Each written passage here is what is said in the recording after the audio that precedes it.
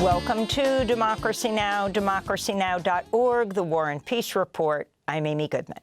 President Trump's considering a plan to attack Iran in what officials are calling a limited military strike aimed at forcing Tehran to agree to a new nuclear deal, with an opening assault possibly coming within days. That's according to the Wall Street Journal, which reports the initial strikes would target a few military or government sites, with an option to ramp up attacks into a campaign aimed at toppling Iran's government. On Thursday, Trump said his goal is to prevent Iran from developing nuclear bombs. They can't have a nuclear weapon. It's very simple. You can't have peace in the Middle East if they have a nuclear weapon. Article 1 of the U.S. Constitution, only Congress can declare war, and lawmakers have not approved any declaration of war against Iran.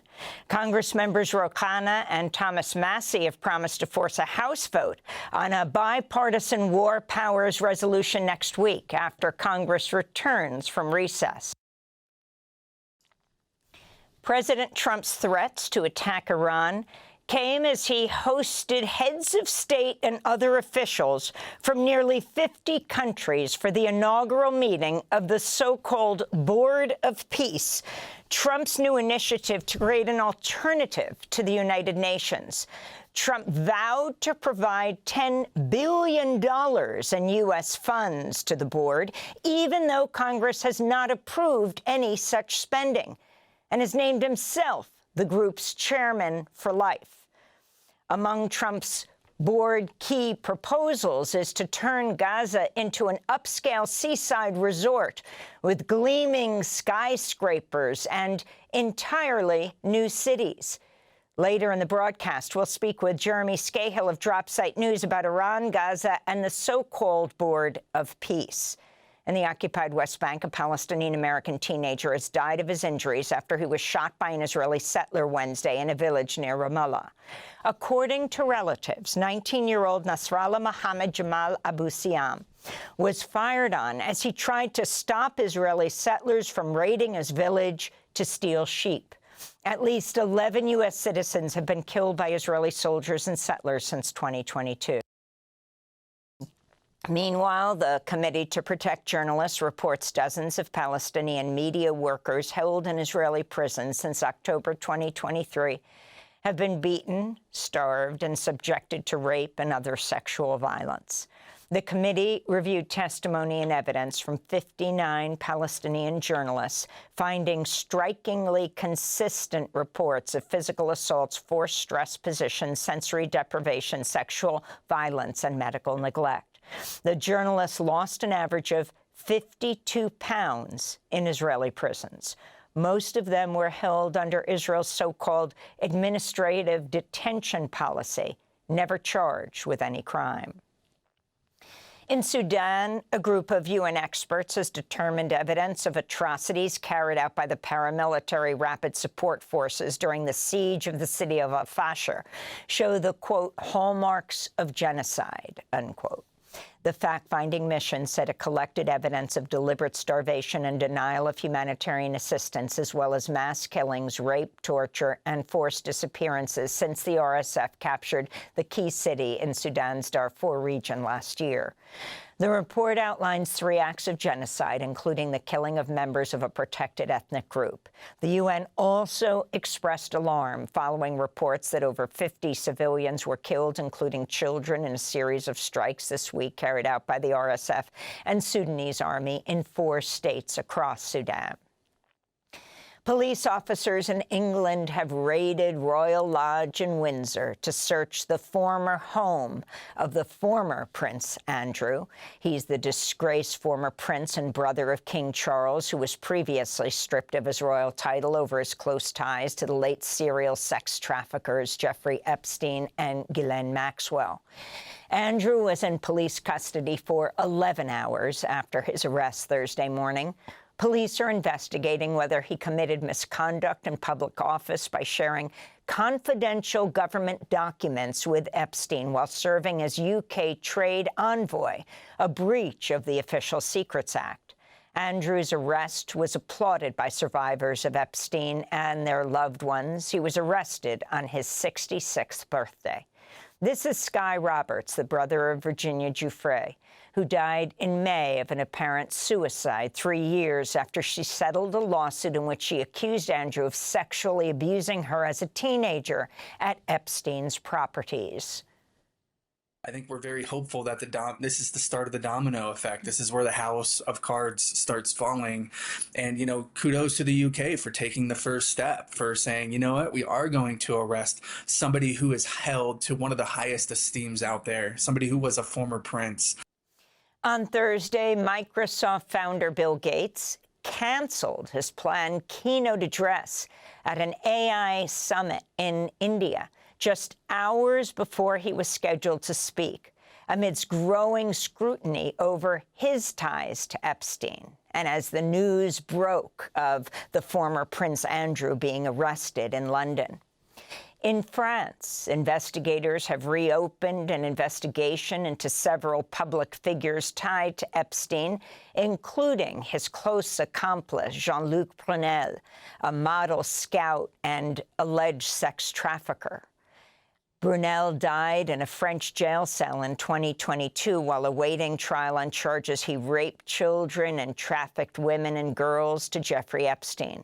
French officials ruled his death a suicide. The Wall Street Journal reports Brunel was secretly negotiating in 2016 with lawyers representing Epstein's victims and was prepared to tell prosecutors what he knew about Epstein's sex trafficking ring.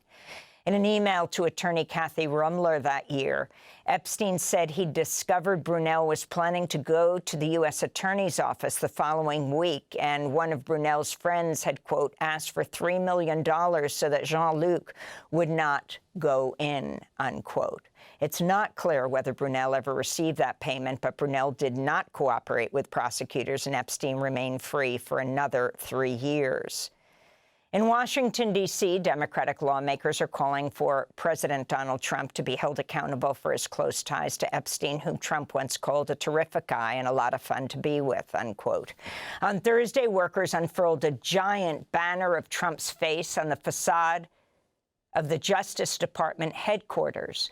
California Congressmember Ted Lieu linked the banner to the DOJ's refusal to release all files related to the Epstein investigation, as required by law. Congressmember Lieu wrote, quote, "Want more evidence that the Justice Department is covering up the Epstein files to protect Epstein's best friend, Donald Trump? Look at this photo," he said. We'll have the latest on Epstein files and the fallout in London and around the world after headlines.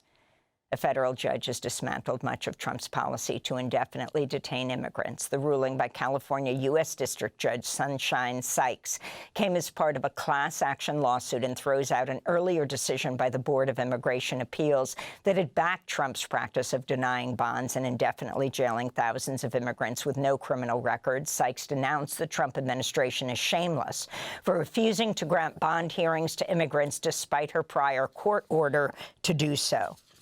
In related news, the publication Law Dork reports the Department of Homeland Security has issued a memo that could lead to the detention of thousands of refugees who were resettled in the United States. The memo reportedly states refugees must return or be returned to federal immigration custody as part of the vetting process to obtain a green card. Refugees are already strictly vetted, often for years, before they're even admitted to the U.S. Refugee status allows for a pathway to citizenship, with refugees required to apply for a green card 1 year after their arrival. Press freedom groups are raising alarm over the arrest of 4 journalists in Cameroon who attempted to investigate Trump's secretive scheme to deport third-country immigrants to the African nation. The New York Times reports police forces detained the group of journalists at a state-run compound in the capital, Yaoundé, along with an attorney representing several immigrants detained there, none of whom are from Cameroon and who were deported from the United States. Many of the immigrants were sent to Cameroon in violation of court orders protecting protecting them from deportation to their home countries over fear of prosecution. Cameroonian police reportedly confiscated the journalists' phones, cameras, and laptops, claiming the journalists had obtained sensitive government information. All 5 people have been released, among them the attorney Joseph Awafru, and a freelance journalist who's worked for the BBC, Randy Josa. The 3 other journalists were based in Cameroon and working on assignment for the Associated Press.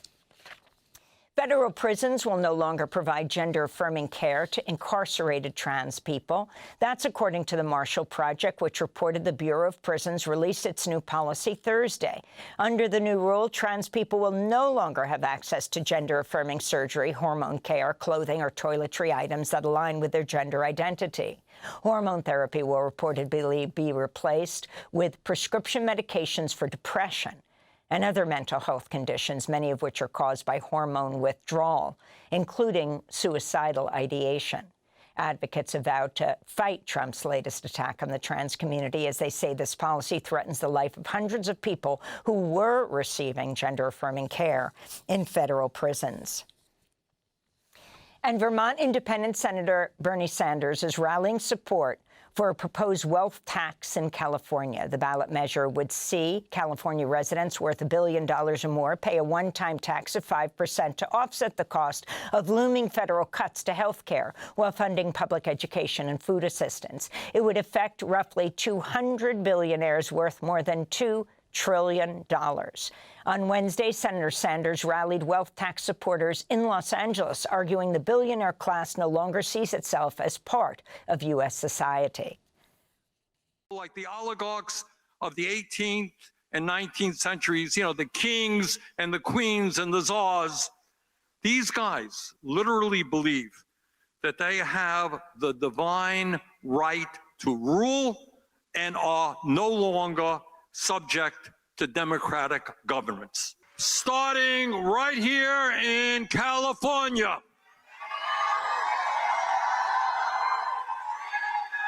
These billionaires are going to learn that we are still living in a democratic society where the people have some power.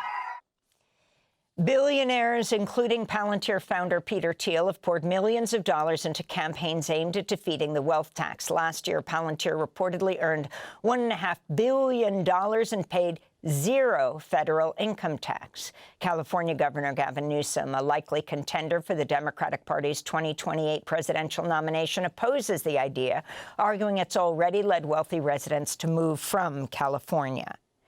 This is Democracy Now!, democracynow.org, The War and Peace Report. I'm Amy Goodman. Thanks for watching Democracy Now! On YouTube. Subscribe to the channel and turn on notifications to make sure you never miss a video. And for more of our audience-supported journalism, go to democracynow.org, where you can download our news app, sign up for our newsletter, subscribe to the daily podcast, and so much more.